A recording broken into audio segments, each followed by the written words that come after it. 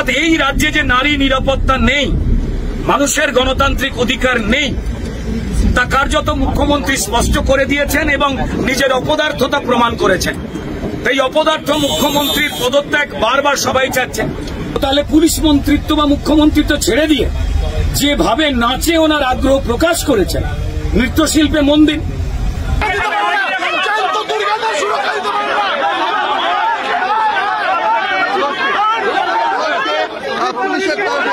ঘোষকে টাকাও তুলে নিয়ে যাওয়া হচ্ছে এবং এখানে রুদ্রলীল ঘোষের নিরাপত্তা রক্ষী। এখন প্রিজন ভ্যানে রয়েছি আমরা সবাই। ব্যাপার কি,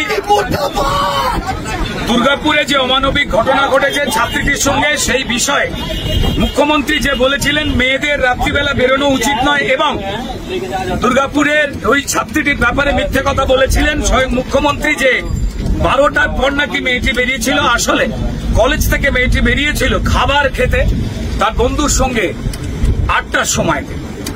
যে প্রশাসন নিরাপত্তা দিতে পারে না, দায় ছেড়ে দেয়, যে মুখ্যমন্ত্রী মিথ্যে কথা বলেন বারবার, তার বিরুদ্ধে প্রতিবাদ চতুর্দিকে করছে ভারতীয় জনতা পার্টির কার্যকর্তারা। ঠিক তেমনই আমরা শান্তিপূর্ণ প্রতিবাদ করছিলাম ভবানীপুর চত্বরে, ভবানীপুর অঞ্চলে। এবং তাই মমতা বন্দ্যোপাধ্যায়ের দলদাস পুলিশের খুব গায়ে লেগেছে যে তার মালকিন, যিনি ক্রিমিনালদের পক্ষেই বারবার জানান দিয়েছেন, তার বিরুদ্ধে, তার মিথ্যাচারের বিরুদ্ধে কোনো কথা বলা যাবে না। তিনি এর আগেও আর্জি করেন যে পরিকল্পিত ষড়যন্ত্রে আমাদের অভয় বা তিলোত্তমা বোন মারা গিয়েছিল, সেই সময়তেও তিনি বলেছিলেন যে মহিলাদের রাত্রিবেলা কাজে বেরোতে হবে না। নিশ্চয়ই সবার মনে আছে। অর্থাৎ এই রাজ্যে যে নারী নিরাপত্তা নেই, মানুষের গণতান্ত্রিক অধিকার নেই, তা কার্যত মুখ্যমন্ত্রী স্পষ্ট করে দিয়েছেন এবং নিজের অপদার্থতা প্রমাণ করেছেন। এই অপদার্থ মুখ্যমন্ত্রীর পদত্যাগ বারবার সবাই চাচ্ছেন। আপনারা দেখেছেন যে দুর্গাপুজোর আগে 11 জনের মৃত্যু জানবার পরও তিনি নাচ করেছেন ডান্ডিয়া, এবং উত্তরবঙ্গের বিপাকে পড়ে যে দুর্যোগ ঘটেছে সেখানে 26 জন মারা যাবার খবর জানবার পরেও মুখ্যমন্ত্রী তিনি কার্নিভালে নৃত্য করেছেন। কি মৃত্যু নৃত্য, এটা কোথায় হতে পারে? নাচ খারাপ নয়, কিন্তু আমার পরিবার, আমার পরিবার, আমার আত্মীয়রা যদি মারা যায় তখন আমি নাচব? অমানবিকতার পরিচয় দিয়েছেন মুখ্যমন্ত্রী এবং তিনি উত্তরবঙ্গে গিয়ে খুদ মেকআপ করতে গেছেন। আর সেখানে আমাদের খগেন মুর্মু এবং শঙ্কর ঘোষ, সম্মানীয় এমপি এবং এমএলএ, আগে পৌঁছে যাওয়াতে ত্রাণের কাজ কেমন করে চলছে, কিভাবে ত্রাণ পৌঁছবে সেই বিষয়ে নজরদারি করতে গিয়েছিলেন বলে ত্রাণ চোর তৃণমূলদের টিম মমতা বন্দ্যোপাধ্যায়ের নির্দেশে এবং পুলিশের উপস্থিতিতে, আপনারা জানেন খগেন মুর্মু একজন জনজাতি উপজাতির 2বারের এমপি, তাকে মেরে রক্তপাত ঘটিয়ে দিয়েছিল অযোধ্যারে। আর মুখ্যমন্ত্রী যিনি মার খাওয়ালেন তার দলের লোকজনদের দিয়ে, পুলিশকে নিষ্ক্রিয় করে, সেই মুখ্যমন্ত্রী 1.5 মিনিট দেখা করতে গেলেন, জুতো মেরে গুরুদান টাইপের দেখা করতে গিয়ে মিথ্যে কথা বললেন যে ওনার সুগারের প্রবলেম আছে। তো এই হেন একজন মিথ্যাচারী মুখ্যমন্ত্রী, যিনি মানুষের পক্ষে নয়, আর্তদের পক্ষে নয়, নিপীড়িতদের পক্ষে নয়, এমনকি একজন নারী হয়ে নারীদেরও পক্ষে নয়, তার বিভিন্ন রকম কথাবার্তা যেগুলো অমানবিক, অযৌক্তিক এবং সম্পূর্ণ মিথ্যাচার। মায়েদের মেয়েদের ছোট করে যে রাত্রিবেলা বাড়ি থেকে বেরোবেন না, আমি জানি না একজন মহিলা মুখ্যমন্ত্রী হয়ে তিনি কথা কি করে বলেন। তার মানে তিনি বিফল, তিনি প্রমাণ করেছেন। যদি তাই হয় তো তাহলে পুলিশ মন্ত্রিত্ব বা মুখ্যমন্ত্রিত্ব ছেড়ে দিয়ে যেভাবে নাচে ওনার আগ্রহ প্রকাশ করেছেন, নৃত্যশিল্পে মন দিন।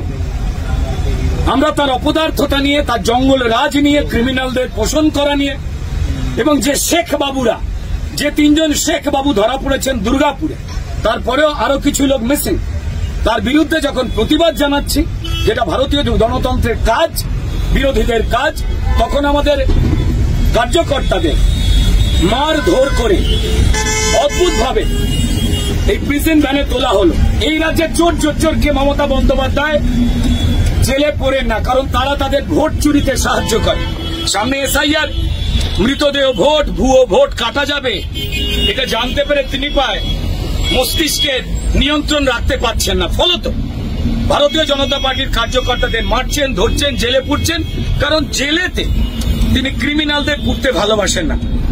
পশ্চিমবঙ্গে যারা মানুষ রয়েছেন, এই ভিডিও দেখছেন, তিনি জাতে, ধর্মে, পেশায় যাতেই বিশ্বাস করুন না কেন, আপনার মেয়ে, আমার বাড়ির মায়েরা, বোনেরা, তাদের প্রত্যেকেরই নিরাপত্তাই মমতা বন্দ্যোপাধ্যায়ের রাজত্বে শূন্য। মানুষের গণতান্ত্রিক অধিকার শূন্য।